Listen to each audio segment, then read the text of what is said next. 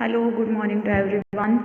अब जो हम नई साइकोलॉजी के बारे में, साइकोलॉजी ब्रांच के बारे में, दैट इज़ एक्सपेरिमेंटल साइकोलॉजी, ये आपका बीए फर्स्ट ईयर का सेकेंड सेम का सिलेबस है। और इसके अंदर जो हम सबसे पहला टॉपिक करेंगे दैट इज़ लर्निंग। अगर मैं हिंदी में बात करूँ तो इसे सीखना बोला जाता है, और एक्सपेरिमेंटल साइकोलॉजी को प्रयोगात्मक मनोविज्ञान बोला जाता है। तो बेसिकली हम इस पूरी की पूरी साइकोलॉजी में प्रयोगों के बारे में पढ़ेंगे, किस तरह से हम चीज़ों को लेते हैं, और जो ये सिद्धांत दे रखे हैं लर्निंग के, जो आपके हर एस्टेट के एग्ज़ाम में आते हैं, ये कैसे एप्लीकेबल होते हैं।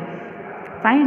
तो इसके अंदर सबसे पहला हमारा टॉपिक आएगा that is nature and meaning. Nature और मीनिंग के अंदर, नेचर के अंदर मैं आपसे ये कहूँ कि अगर आप मुझे बताइए कि सीखना क्या होता है, देन यू कैन से कि किसी भी जो हमारा बिहेवियर है चेंज होता है तो उसको हम सीखना कहते हैं। अगर लेयरमैन लैंग्वेज की बात करूँ तो मुझे ये आंसर सुनने को मिल सकता है, लेकिन इसके बाद मेरा क्वेश्चन ये आता है कि जो हमारे बिहेवियर में चेंज होता है वो तो फटीग के कारण भी हो सकता है, वो थकान के कारण भी हो सकता है, स्ट्रेस और डिप्रेशन के कारण भी हो सकता है, अथॉरिटी के कारण भी हो सकता है। तो क्या हम इसको सीखना कहेंगे, क्या हम इसको लर्निंग बोलेंगे? मान लीजिए आप पूरा दिन काम कर रहे हैं, और पूरा दिन काम करने के बाद आप थक चुके हैं, और थकने के बाद आप बिल्कुल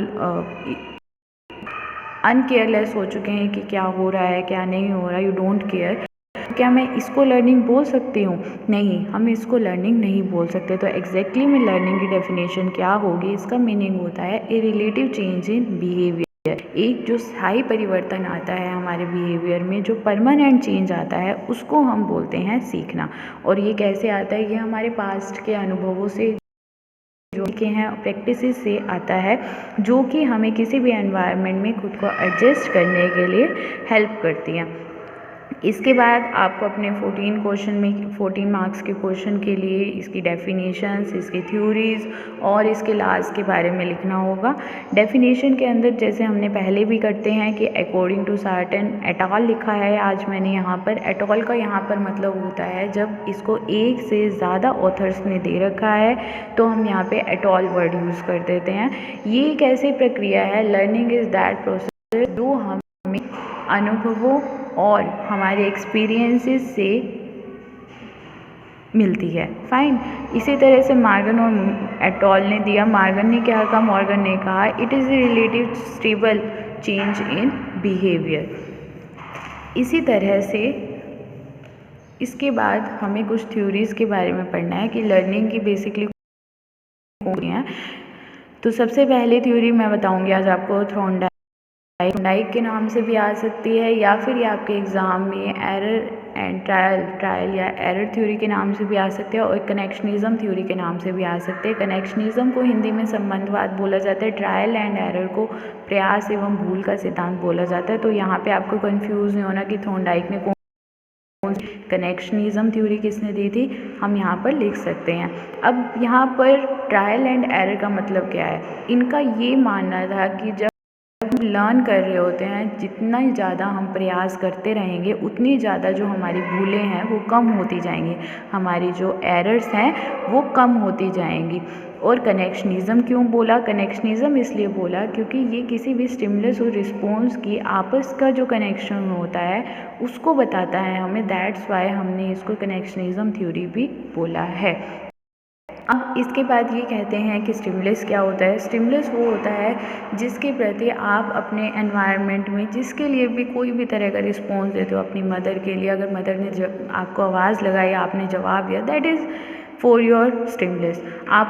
आपके लिए वो स्टिमुलस है, और आप जो क्या कर रहे हो दैट इज़ योर रिस्पॉन्स। अब इसके बाद हमें थोड़ा सा थॉर्नडाइक के बारे में भी एक्सप्लेन करना पड़ेगा। थॉर्नडाइक ने अपनी एक पीएचडी की है, उन्होंने डॉक्टरेट किया, और डॉक्टरेट के दौरान उन्होंने अपनी जो थीसिस है वो एनिमल इंटेलिजेंस के ऊपर काम किया।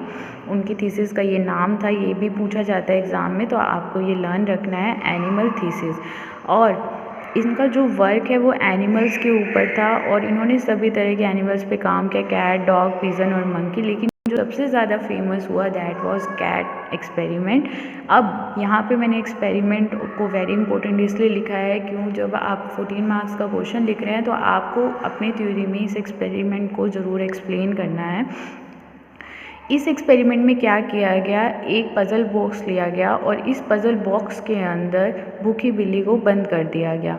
पज़ल बॉक्स के अंदर एक नोक लगी हुई थी, नोक का मतलब एक सिटकनी लगी हुई थी जो कि एक बीच में थी, और जैसे ही आप वो प्रेस कर किया जाए उसको, तो वो दरवाज़ा है बॉक्स का वो ऑटोमेटिकली खुल जाएगा।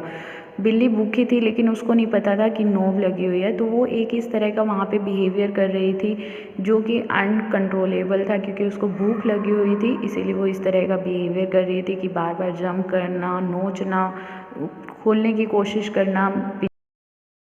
सडनली क्या होता है कि जो उसका हाथ है वो नोब के ऊपर लग जाता है, सिटकनी है वो खुल जाती है।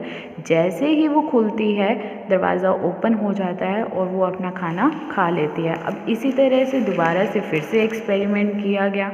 अब उसको फिर से भूखा रखा गया, भूखा रखने के बाद पिंजरे में बंद कर दिया गया। तो अब उसने क्या किया, अब उसने बार बार उछल कूद नहीं की, उसने डायरेक्ट जाकर उस नोब को, उस सिटकनी को प्रेस करा और दरवाज़ा गया, और जिसके बाद उसने खाना खा लिया। तो यहाँ पे हम अपने ट्रायल एंड एरर का नाम दे सकते हैं कि जितना आप ज़्यादा प्रयास करते रहोगे, पहली अटैम्प्ट में उसने बहुत ज़्यादा प्रयास किया जिसके बाद उसकी भूलें कम हो गई। सेकंड टाइम में जब वापस उसको पिंजरे में किया गया तो उसने उतने प्रयास नहीं किए जितने उसने फर्स्ट टाइम में किए थे। तो इसी एक्सपेरिमेंट के बेसिस के ऊपर थॉर्नडाइक ने अपने कुछ लॉज बताए हैं। थॉर्नडाइक ने बेसिकली 8 लॉज की बात किया, 8 नियमों की बात की है जो सीखने से रिलेटेड है। इसके अंदर 3 प्राइमरी हैं और 5 सेकेंडरी। 3 प्राइमरी हैं, इनको 3 प्राथमिक आप हिंदी में बोल सकते हैं और सेकेंडरी को हम द्वितीयक बोल सकते हैं।